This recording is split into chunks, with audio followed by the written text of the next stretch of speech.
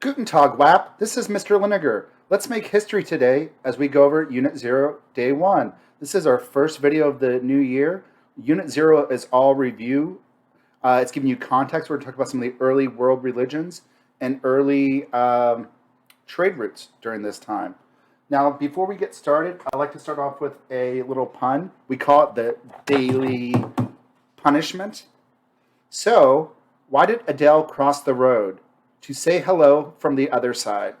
All right, so let's get started today, kiddos. Our key terms for today are Neolithic Revolution, historiography, pastoralism, city-state, anthropomorphic polytheism, animism, Silk Road, the Trans-Saharan trade route, the Mediterranean Sea, the Indian Ocean, Latin cells, Dow ships, syncretism, and tribute. Key terms are things that will be on all the little warm-ups, which are basically quizzes for the videos. They are historical terms you should know. They're things you could use in your essays. They're concrete details, illustrative examples. We're going to be going over three big things today. Some of the early characteristics of the first civilizations, early polytheistic belief systems, and early trade routes. So the first term I want you to know is historiography. It's the study of being a historian. You look at documents, events, and interpret them. You read two primary sources about Joseph Stalin, and historians are able to come up with the story, an idea of what those documents mean, and which one was true, were both of them true, were neither true, and really interpret, analyze them. That's what being a historian is. It's more than just knowing stuff. This right here is a document you will be getting. These show all of the regions. You do need to know the names of these regions, and you need to know where they are. You need to know which civilizations are located in which regions. We will be doing little geography quizzes throughout the year because on the exams, they'll ask you like to talk about a civilization in the Middle East. So you need to know what the Middle East is and who is located in the Middle East. Let's start off with some early history. The earliest people were hunter-gatherers. Hunter-gatherers were people that would hunt animals. They would follow the animal herd, and they would gather seeds. The women would be the one that would gather seeds, like undomesticated fruits and berries and nuts. Because the women were the gatherers, they had a high social role. And during the Paleolithic time, before people learned how to farm, which was the Neolithic Revolution, women had a semi-gender equality. Women could be chiefs. They were valued for being gatherers. The men were the ones that hunted.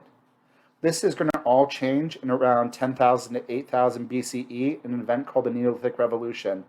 People are going to start finding grain products that they're able to plant.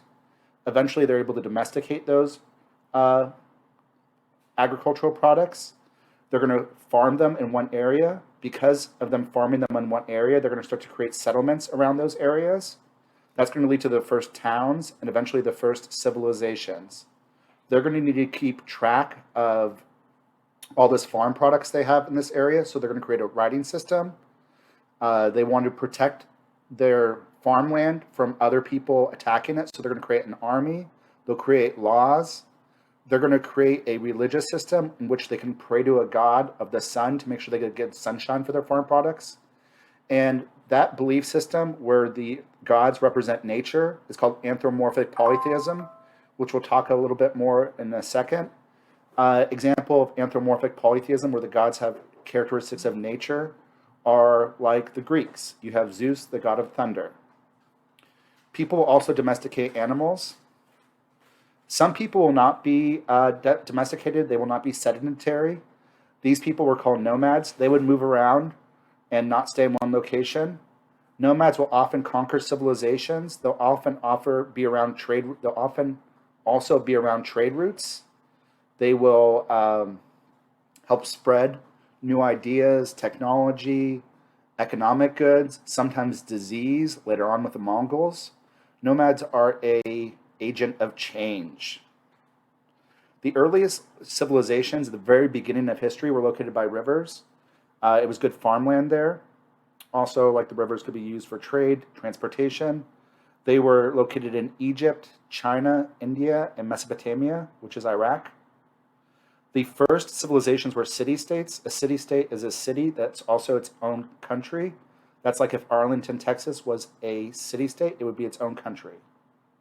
Eventually, we're going to get regional empires located in one area, which is like a number of city-states equal a country. An example of a regional empire would be like Egypt. Beliefs can be seen all the way back from the Paleolithic era. Most tribal beliefs were animistic. Animism believes in localized spirits that people pray to.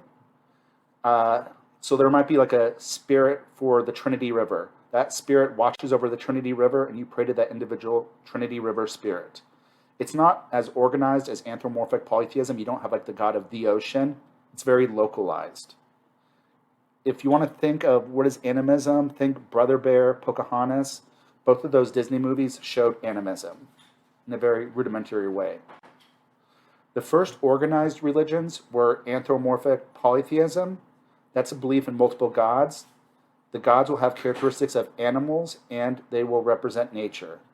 Example, Zeus, god of the sky. My boy Poseidon, god of thunder. Let's talk about some of the trade routes that you should know. The first one is the Silk Road. This is located in Eurasia, Europe and Asia. In the Silk Road, diasporic communities will be created. Diasporic communities are one ethnic group moves to a different area. They form their own little communes within a town or a city. Example of that would be like Chinatown in San Francisco. Nomads will protect the trade routes, and the nomads will protect and attack trade routes. The Xiongnu and the Mongols will both fight the Chinese, and they will offer protection for the Silk Road at some time. Some of the major goods they trade in the Silk Road are silk and porcelain. The Silk Road is a huge trade route located in Asia. Let me show it to you right here. It's not just one person would not go through the whole Silk Road. There would be trade towns in between. People would sell their goods there, and then it would go to the next leg of the Silk Road. Start off in China, it ended around Baghdad in the Middle East. The next one is the Mediterranean Sea. This is the major trade route the Europeans will use. It's an ocean-based trade route. They'll trade luxury goods like wine and olive oil. A luxury good is a good that people use for luxury. It's not necessarily necessary. Like you don't eat wine and olive oil just by itself. It's not necessary to survive. It's something that you have that just makes your life better. Same thing with silk and porcelain. It's not like crops or grain. The next one is the Indian Ocean. This is going to be used to travel and navigate the Indian Ocean basin.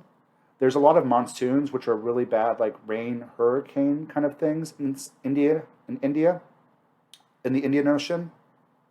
Because of that, in the Indian Ocean, they'll have to create maps to navigate the monsoons so their ships don't crash. They can only go sail in the Indian Ocean in certain seasons of the year.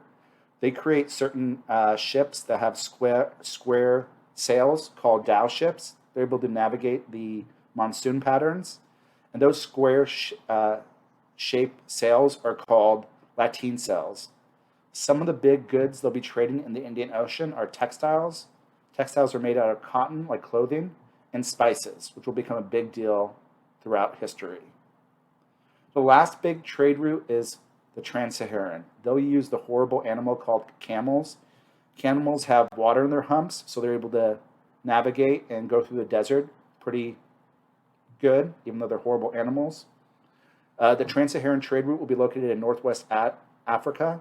Islam will spread through the Trans-Saharan trade route, just like Buddhism will spread along the Silk Road. Some of the big goods they'll trade on the Trans-Saharan trade route is going to be gold, salt, and slaves.